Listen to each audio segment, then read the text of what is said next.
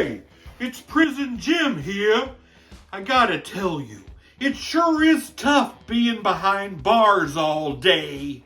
The only bars I'd like to be behind is a nice plate of lemon bars. I'll show you how to make some.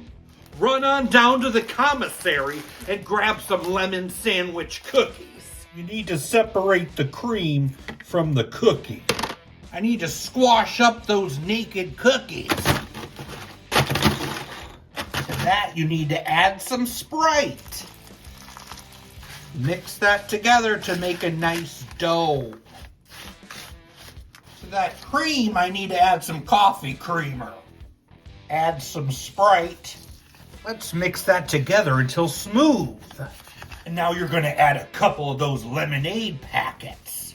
Stir that together and you have a nice paste. Pour that on top. And then you're going to need to put this somewhere cool for a few hours. These are going to be tasty. Lemon bars. Whoa!